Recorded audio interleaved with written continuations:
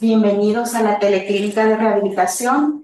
Es un gusto para nosotros estar nuevamente con ustedes. Ese día compartiremos el tema de estimulación visual. Para eso tenemos la presencia del licenciado Jorge Morales, que es optometrista, máster en optometría clínica, terapia visual y baja visión. Bienvenido, licenciado Morales. Gracias, muy buenas tardes. Un gusto estar de nuevo con ustedes, dispuestos a aprender un poco más. Nuestro tema es estimulación visual. Sin embargo, ese tema va adentro de otro tema que se llama terapia visual. Entonces, vamos a hablar del marco general para después aterrizar en el tema que nos ocupa. Primero, entonces, definamos qué es terapia visual. La terapia visual es justamente ese entrenamiento, ya sea que va como función de estimular en niños con desarrollo sano o de rehabilitar con aquellos que tuvieron una evolución normal y un incidente que alteró su desarrollo visual, ¿verdad? Entonces está el estimulador visual y está el rehabilitador visual. Ambos son terapeutas visuales, solo que en campos de acción diferentes. Entonces, ese entrenamiento que se da para esas actividades, ya sea de desarrollo de habilidades, mejoría de habilidades o integración con otras habilidades, eso es terapia visual. Dentro de la estructura del ojo hay condiciones específicas que nos sirve la terapia visual, como es el famoso ojo perezoso. Es decir, yo veo bien con uno, pero el otro casi no me ve, está haragán. Otro es el común, que los ojitos se me desvían para diferentes lugares. A eso le conocemos como estrabismo. Y cualquier problema de aprendizaje que esté relacionado con la visión. Por ejemplo, problemas de ubicación espacial, problemas de visión sostenida en tiempo y espacio. El niño no aprende a leer porque no puede sostener la mirada. El tema de rastreo, que sería relacionado con sacádicos. Todas estas habilidades óptico-perceptivas que veremos un poquito más adelante. Otro concepto lo asocia a una línea de la optometría que se llama ortóptica, que es básicamente el enderezamiento de los ojos, ¿verdad? Y para ello, para ejecutar estas áreas, usamos implementos ópticos, llámense gafas, llámense prismas, llámense diferentes tipos de lentes, llámense filtros específicos, que va a ir en función de la edad, la necesidad y la disfunción visual que tenga el paciente. Porque acuérdense, estamos hablando de que podemos tener niños que solo tienen un retraso del desarrollo visual o niños que tienen una condición patológica que van a tener una alteración de origen visual permanente e inclusive en algunos casos evolutivo, no al mejor lado en tiempo y espacio. Entonces, ese tipo de entrenamiento es terapia visual, ¿verdad? Obviamente nos enfocamos en los niños, de ahí la importancia del tema de esta tarde, que es la estimulación visual, porque acuérdense que el niño son ojitos que no han aprendido a ver, ¿verdad? Ojitos que no han sido, no tienen la experiencia previa. En cambio, con los adultos, si bien podemos obtener buenos resultados, pero ya partimos de la base de que ese paciente tuvo un desarrollo normal. Entonces, ahondando, ¿qué áreas evaluamos a nivel de visión? Estas áreas, si bien tienen que ver con cuánto vemos y cómo vemos, son habilidades que las podemos discriminar independientes entre sí y son habilidades que se desarrollan de manera intrínseca en un desarrollo normal, pero en un hito del desarrollo pueden estar alteradas. Llámese aquellos niños que tienen problemas de aprendizaje, llámese aquellos niños que tienen problemas de motricidad o de inestabilidad en la marcha, que viven cayéndose, que no se ubican espacialmente, niños que se desequilibran con facilidad, todas esas áreas. ¿Cuáles son? Estas son algunas. La ubicación espacial, es decir, ¿dónde estoy yo con relación a mi entorno? Eso tiene que ver con la percepción de quién soy yo, ¿verdad? Y eso tiene que ver justamente con aquellas indicaciones que nosotros damos en términos generales. A mi derecha, a mi izquierda, adelante, atrás, arriba, abajo, ¿verdad? Eso es ubicación espacial. Para eso recurrimos a movimientos específicos y ahí nos aparece el famoso sacádico. El famoso sacádico es el salto del punto A al punto B de manera sostenida y precisa y eficiente. Es decir, es lo que el niño va a utilizar para saltar de una letra a la otra. Pero antes de saltar de una letra a la otra para identificar y ir armando el constructo del lenguaje, de la escritura, perdón, de la lectura, tiene que pasar por un punto vacío, que es la parte de separación de las letras. Entonces, esa capacidad de ir saltando e ir armando esa estructura, a eso se le conoce como sacádico. Por supuesto que es algo rápido, es algo que podemos medir y no solo lo podemos medir en velocidad, sino en eficiencia. Otra es la fijación, aquella capacidad de mantener el movimiento, aunque esté en movimiento, la fijación constante en ese objeto. Eso le va a servir justamente para que él mantenga su horizonte visual en la marcha, le va a servir para que pueda agarrar algo que le entregan al mantener el contacto visual sobre el objeto, le va a servir para mantener el bolígrafo o el lápiz o la crayola de manera sostenida y guiarlo sobre la estructura que él está escribiendo o dibujando. Y esa justamente fijación va ligado al contacto visual. De hecho, a veces lo relacionamos, que le decimos contacto visual sostenido. Es decir, nosotros le podemos poner un objeto que lo siga en tiempo y espacio. Ahí no está haciendo sacádico, no está saltando, sino que está siguiendo y está manteniendo ese contacto visual. El reconocimiento, hablamos de reconocimiento visual, es decir, cuando usted le pone, vaya, quiero que me encontres aquí de estas figuras, cuántas son vaquitas, o cuántos son ositos, o cuántos son tortugas, y que las asocie, ¿verdad?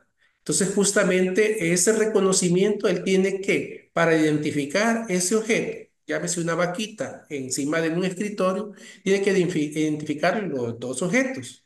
El escritorio, que sería su fondo, y la vaquita, que sería su objeto o la figura. Y ahí es donde empieza el concepto de figura fondo, que está asociado a retina central y retina periférica, que la usamos mucho en rehabilitación. La técnica de figura fondo es algo que usamos mucho, mucho en todo lo que es el área rehabilitativa. Seguimiento, como lo acabo de mencionar, y de ahí tenemos habilidades visuales según la edad. ¿Por qué? Porque en la maduración y evolución de la visión de un niño hay distancias de trabajo, capacidades de agudeza visual y capacidad de todos los anteriores de tiempo y espacio.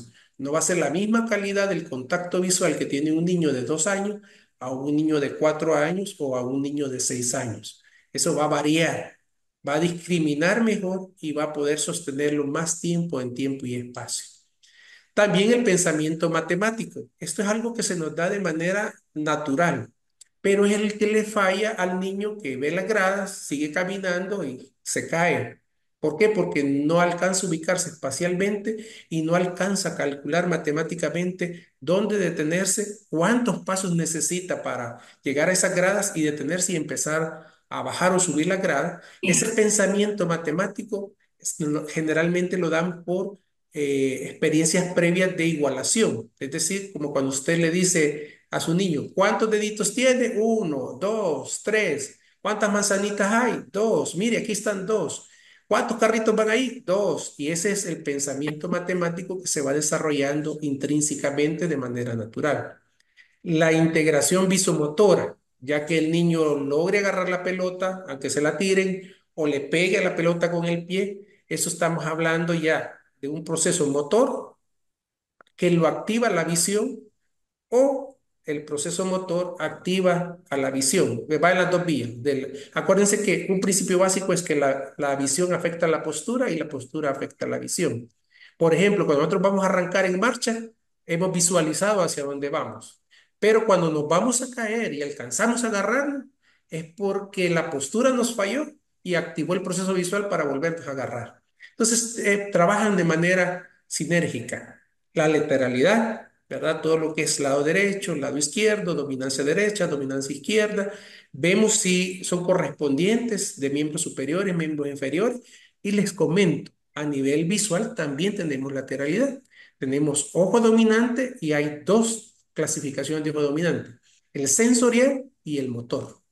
Y eso hay que aprenderlo porque justamente para poder valorar a qué lado el niño tiene mejor desarrollo de visión, necesitamos identificar cuál es el dominante motor y cuál es el dominante sensorial. La direccionalidad que acabamos de mencionar, ¿verdad? Justamente lleva a la cocina o trae del sillón, etcétera. Tiene que ver hacia dónde va, pero partiendo de dónde estoy. La acomodación, que es la capacidad de mantener la visión clara y enfocada al pasar de visión de lejos a visión de cerca. Esa capacidad que tiene nuestro sistema visual se llama acomodación. Para que tengan unidad es la que perdemos alrededor de los 40 y ya nos podemos a ver bien elegantes así, ¿verdad? Alejando la mano. Esa capacidad se va perdiendo en tiempo y espacio. La mejor capacidad que tenemos de acomodación es recién nacido. Y a medida vamos creciendo, la vamos perdiendo hasta que se hace manifiesto alrededor de los 40 o posterior a la misma. La oculomotricidad tiene que ver con todo lo que tiene que ver de posiciones de mirada. Son 9. La primaria, que es al centro, viendo de frente, nuestros dos ojitos tienen que estar paralelos, hacia arriba, hacia abajo, a la derecha, a la izquierda, ahí llevamos 5, y de ahí van las versiones, con rotación hacia arriba, con rotación hacia abajo, a la izquierda, con rotación hacia arriba, a la izquierda, y con rotación hacia abajo, a la derecha. Son 9 posiciones de mirada que las valoramos, tanto de visión lejana como en visión cercana. La binocularidad, que tiene que ver que mi ojo derecho se comunique y trabaje en conjunto con mi ojo izquierdo. Cuando hay problemas de lateralidad, pueden pensar o sospechar que también hay problemas de binocularidad. Un niño que tenga problemas de lateralidad podría estar asociado. No necesariamente siempre va a ser una regla, pero puede ser una indicación. Acuérdense lo que mencionamos de la postura y la visión. Y el concepto más difícil de procesar en el proceso visual, la percepción. ¿Por qué? Porque la percepción es el constructo de todo lo anterior más el significado que usted le da a lo que ve. Eso quiere decir que para usted tiene un valor que para usted ese valor es X, pero para los diferentes compañeros que están, como Franklin y los demás, ese valor no necesariamente va a ser esa misma X, ¿verdad? Y es donde usted le va dando todo lo que tiene que ver con todos sus sistemas integrativos, olfativo, sensorial, sinestésico, auditivo, etcétera, ¿verdad? Como ejemplo, algo que la mayoría de nosotros vamos a asociar es el olor de pollo campero. Eso tiene un significado para diferentes. No estamos diciendo que sea bueno o malo, pero usted pasa por un lugar y dice, ese olor es de pollo campero. Le puede recordar algo agradable, desagradable, o le puede ser indiferente, porque ese valor que usted le da depende de su percepción, bajo el constructo de toda la experiencia que usted ha tenido en relación a ese estímulo en particular. Estas son las habilidades que no estamos hablando de medir la visión, son habilidades ópticas visuales y ópticas perceptivas que se desarrollan en el contorno y se reafirman en los procesos de neurodesarrollo, que es a los 7 y 8 años, como habíamos mencionado anteriormente. Ahora, obviamente hay alteraciones de estas estructuras, ¿verdad? Y por eso es que la OMS dice que más o menos el 1% de la población padece alguna dificultad visual grave. Llámese problemas de aprendizaje, problemas de fijación, problemas de visión borrosa, llámese problemas de coordinaciones, todas las que hemos mencionado. Y dentro de esos, el segundo es que un 2% de la población puede padecer de una condición que se conoce como baja visión, que ya está involucrada una patología. En los primeros puede ser que solo sea falta de desarrollo y en el segundo, falta de desarrollo por una condición patológica. Entonces, ¿cómo nos subdividimos para poder hacer estos abordajes? Y por eso les mencionaba que era el tema dentro de los demás.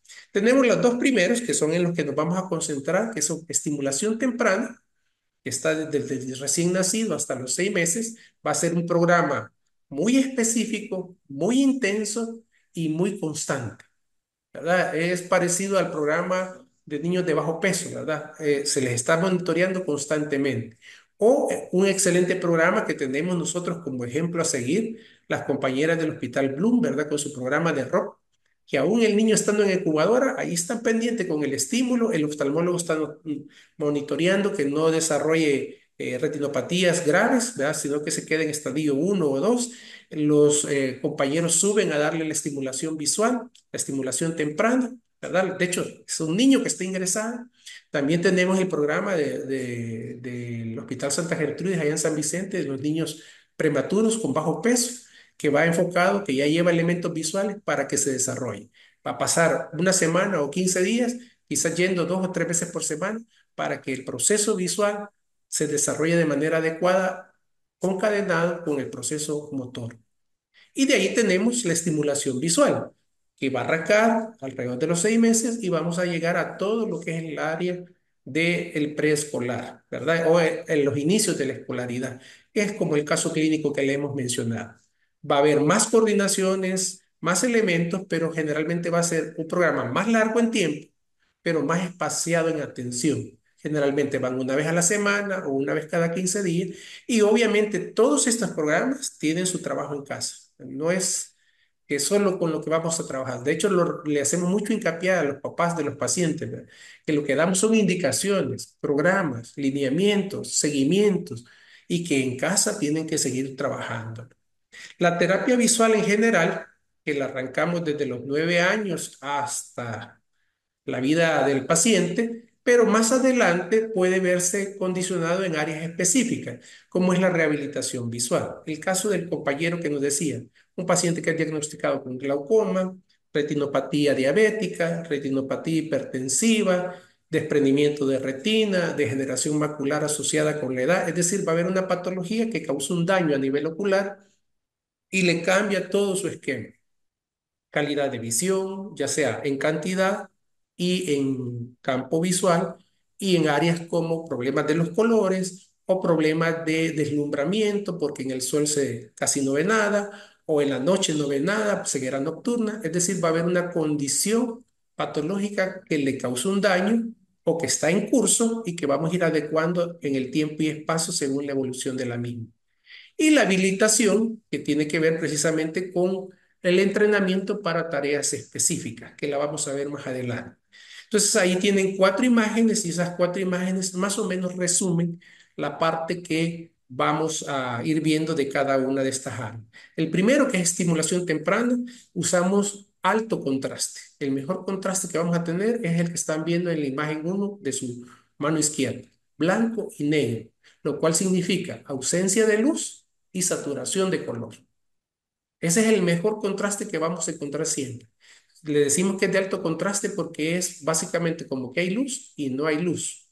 Para tener un mejor contraste siempre necesitamos la sombra para que el objeto tenga mejor definición. Entonces el negro blanco son los colores que mejor contraste nos van a dar, seguido por otros dos, el rojo y el verde. ¿Verdad? Que si todos han ido a un examen visual, siempre le ponen el test de rojo y verde. De hecho, existe ese programa, ese test en particular en el examen visual para calibrar si no nos hace falta o nos hemos pasado de su graduación. De ahí las coordinaciones, como pueden ver, ya ahí están haciendo seguimiento, aunque el niño está en una silla.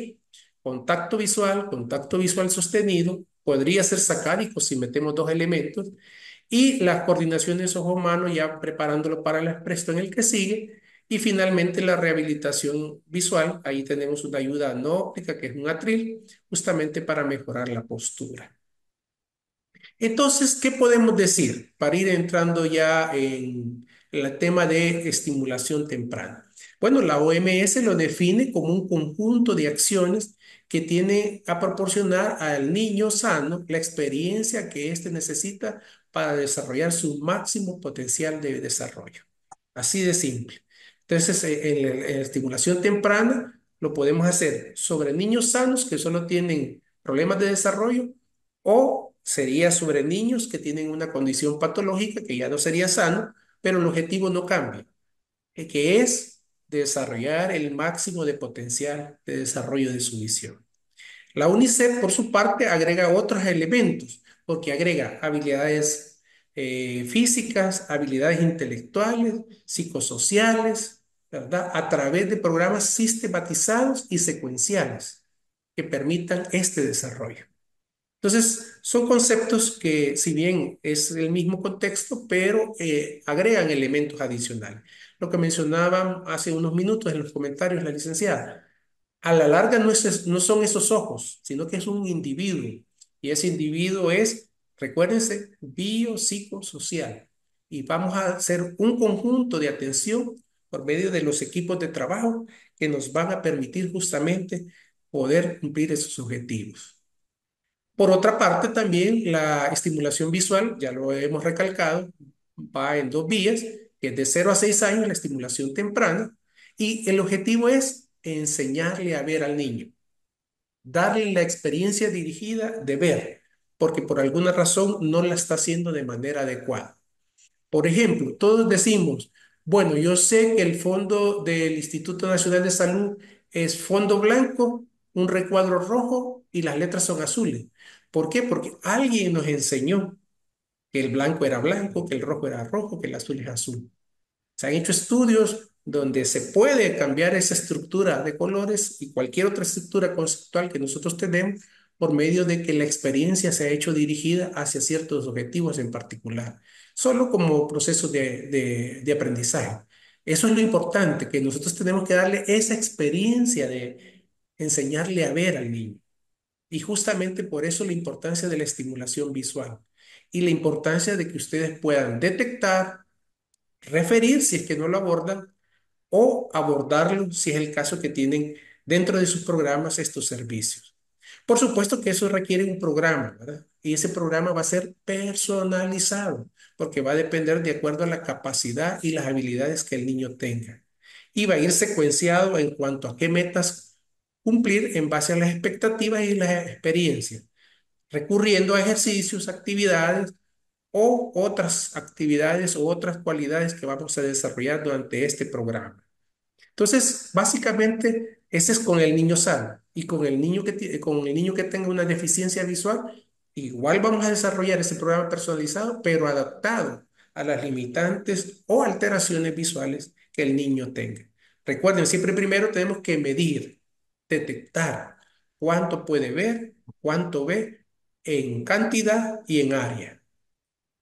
Por eso entonces es importante que justamente la terapia visual la consideramos como un tratamiento neurofuncional, ¿verdad? Y ya vamos metiendo la parte funcional, porque acuérdense que para nosotros es funcionabilidad, ¿verdad? Esa es nuestra meta principal.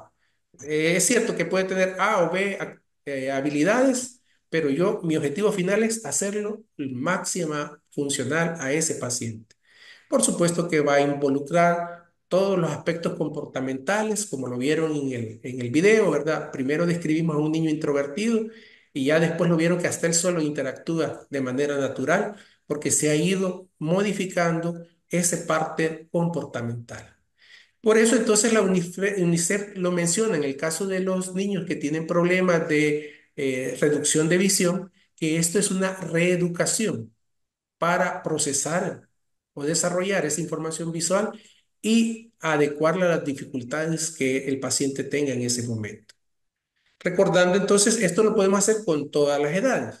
Nos hemos enfocado en niños, pero también paciente de ACV, un paciente de embolia que quede con secuelas, hemiparesia o una paresia de miembro superior, de miembro inferior, todo eso estamos acostumbrados a atender. Cuando tiene un derrame facial, podemos sospechar que ese ojito también puede ver afectado, es decir, su visión puede disminuir o su relación de comunicación de ese lado con el otro alterarse. Por lo tanto, tendríamos que tomar ahí en cuenta algunos elementos visuales dentro del área Hola. rehabilitativa, ¿verdad? Del seguimiento del tratamiento y el complemento del mismo en tiempo y espacio de todas las actividades del niño, ¿verdad? Nosotros damos justamente la inducción, pero los padres son los encargados de continuarla, monitorearla y ejecutarla. Siempre a través de entonces desarrollar esas habilidades visuales por medio del programa específico y personalizado de cada niño. En cuanto a lo que es rehabilitación visual, es justamente eso, es trabajar con el resto visual que le ha causado el daño de una condición patológica y llevarlo al máximo posible de su desarrollo potencial. La mayoría encajan en lo que es baja visión, ¿verdad?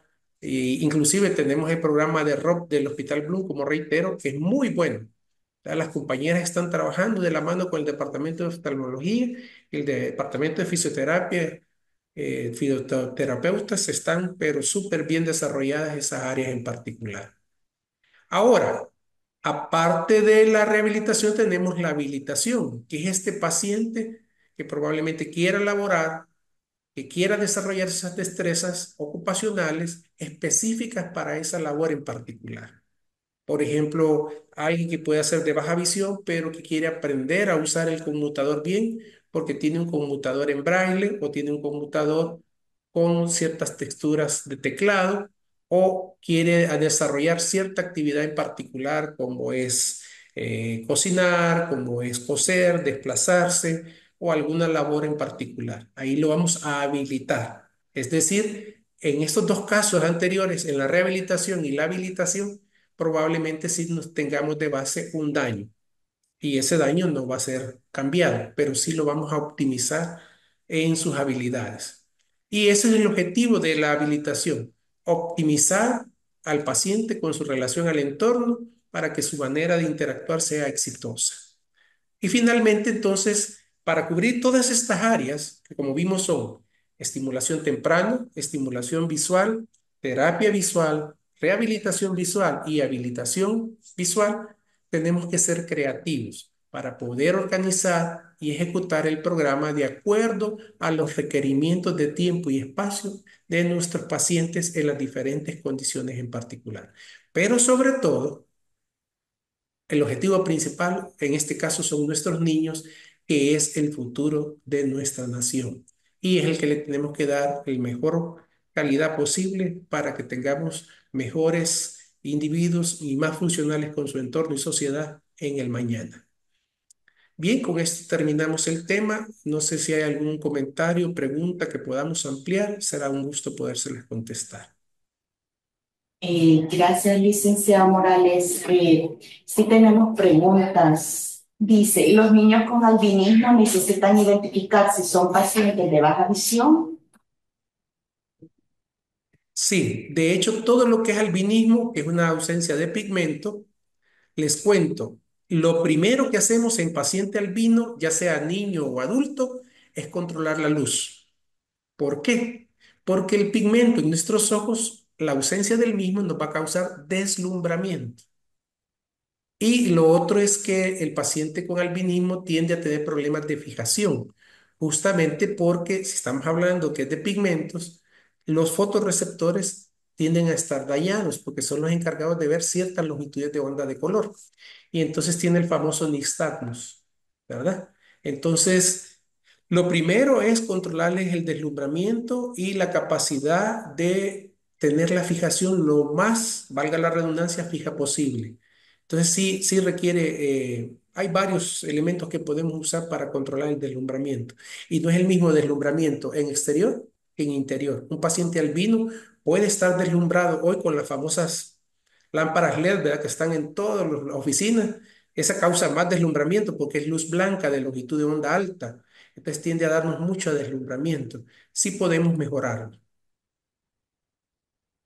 La siguiente pregunta es, en los niños menores de 6 meses sanos, parte de la estimulación temprana es uno de los contrastes blanco y negro. ¿La estimulación temprana es solo para pacientes sanos o también se brinda a niños de 0 a 6 meses con alguna morbilidad o prematurez, con la prematurez? De hecho, está más enfocado, por lo menos la oportunidad que yo he tenido que ver el programa de Santa Gertrudis, el programa del Bloom, el programa que tiene la escuela Oscar Sol, está enfocado principalmente en niños que tienen alguna morbilidad, ¿verdad? Porque justamente tienen un pequeño hito del desarrollo. Algo no están haciendo bien, no está fijando bien, o el ojito se está desviando. En ese sentido nos enfocamos. Obviamente, índices de referencia, que sea prematuro, que sea bajo peso, ¿verdad? Que no haya tomado pecho. Entonces son como pequeños índices que nos permiten meterlos o incorporarlos al sistema de estimulación temprana. Pero en realidad los sistemas como Gymboree o Neurodet están enfocados para niños sanos.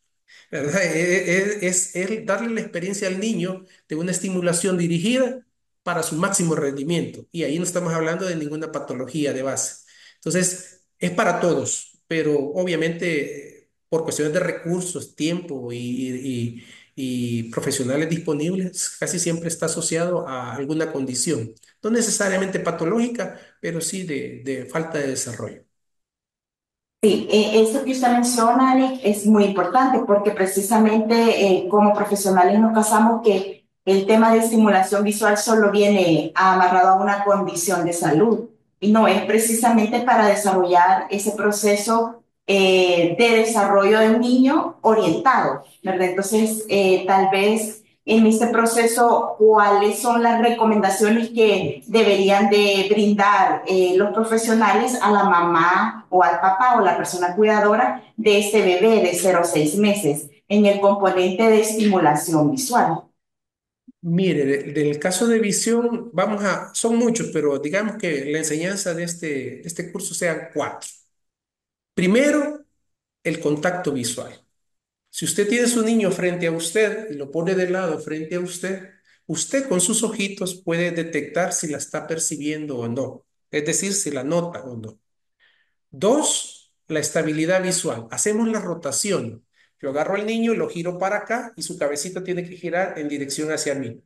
Lo giro hacia el otro lado y su cabecita tiene que girar en torno a mí. Lo inclino hacia atrás y su cabecita va a hacer el enderezamiento. Lo inclino hacia abajo y su cabecita siempre en contacto visual con nosotros. Esos son dos importantes. Dos, tapar un ojito y tapar el otro. La reacción normal de todo bebé cuando usted le tapa los ojos es apartarse. Ya sea que él aparte la cabecita o que con su manita le aparte la mano. Cuando no vea reacción en un ojo y en el otro sí, podemos sospechar, porque estamos hablando de algo bien básico, sospechar que ese ojito quizás no está viendo bien, que a veces nos pueden venir así. Esa sería la tercera. Y la número cuatro es algo tan sencillo con que usted le pone una luz suave a 1 metro del niño y se llama el reflejo de Hirschberg. Es decir, que el reflejo luminoso tiene que estar en el centro de sus ojitos. Si usted ve que en un ojito está al centro y en el otro está hacia adentro, hacia afuera, abajo, arriba o de manera oblicua, ahí le está diciendo que ese ojito está desviado. Con esos cuatro elementos que nos llevemos como enseñanza este día, son cosas bien fundamentales, las podemos hacer, no nos va a llevar más de 3 minutos hacer las cuatro cosas y podemos detectarlo y meterlo en nuestro protocolo básico de atención en cualquier área que estemos. Podemos estar por ejemplo, en un área particular y decir, bueno, voy a evaluar la visión, algo básico. Sí, eso es muy importante precisamente porque, como lo comentaba la mamá del caso, muchas veces la primera noticia o notificación que damos en relación al diagnóstico es crucial para ellos tomar acciones. Entonces puede que busquen un centro de salud o desistan de buscar un centro de salud. Entonces sí es importante que el profesional sepa precisamente cómo identificar una afectación, en este caso visual, pero no sellar un diagnóstico porque ya vimos en el proceso que necesita una evaluación del médico especialista, llámese optómetra, oftalmólogo en este caso particular, y ya una vez definido el diagnóstico va a las áreas competentes. Sí es importante también hacer hincapié, y usted nos dirá, en relación a la atención psicológica en el proceso, tanto para la familia como para el niño, porque sí es muy importante el tema de reconocer primero el diagnóstico, no como un caso cerrado, sino un proceso, así como usted lo decía, de tomar actividades o opciones para poder que el niño se desarrolle, de ser un niño totalmente dependiente a modificar conducta, ser una persona moderadamente independiente. Entonces, sí, el abordaje multidisciplinario que tenemos que hacer y no solo decir, paciente o este paciente es mío, sino que a qué otras atención lo debo derivar para que sea un manejo integral y precisamente lo que usted mencionaba, ¿ya? Logramos que el niño esté funcionando adecuadamente de acuerdo a las actividades que tiene que desarrollar. Sí, de hecho, hoy el pediatra se ha formado bastante con estas habilidades básicas, ¿verdad? Ellos tienen cuáles son los enderezamientos visuales básicos y a veces ellos mismos son el factor de contrarreferencia, ¿verdad? Obviamente sí es importante reconocer de que en este caso el profesional por excelencia para una evaluación inicial es el oftalmólogo pediatra, es decir, el oftalmólogo que tiene la especialidad de pediatría, ya que es su propia área de acción, ¿verdad? Nosotros también tenemos la especialidad de pediatría en optometría, pero acuérdense que nosotros somos más funcionales. Entonces, generalmente siempre complementamos el abordaje después del diagnóstico del médico, ¿verdad? Entonces, hay un montón sin fin como el comentario, ¿verdad? Otro de los reflejos que mencionaba ahí el compañero o compañera es que usted, si usted le aplaude al niño enfrente de su rostro, lo normal es que parpadee. Si no parpadea, que es un reflejo primitivo de defensa, algo está pasando, ¿verdad? Entonces son varias cositas. Y claro, depende del nivel. Acuérdense que en visión hay, como en todo, hay tres niveles de atención, ¿verdad? Exacto. La unidad de salud que es de primer nivel, a excepción de la Barrios, que sabemos que anda un poco más arriba. De ahí los hospitales de segundo nivel y obviamente el Blum, que es de atención terciaria, ¿verdad? Ya de especialidad. Lo importante aquí es que si nosotros detectamos algo, poderlo referir. ¿Verdad? No dejarlo pasar. Mejor, como decía la licenciada, no sellemos el diagnóstico. ¿Está bueno o está malo? Mire, yo dudo. Ante la duda, mejor lo voy a referir y que allá el especialista me le diga sí o no. Si es que tenía algo, pues probablemente el especialista lo va a referir al programa específico. ¿Verdad? Eso es importante.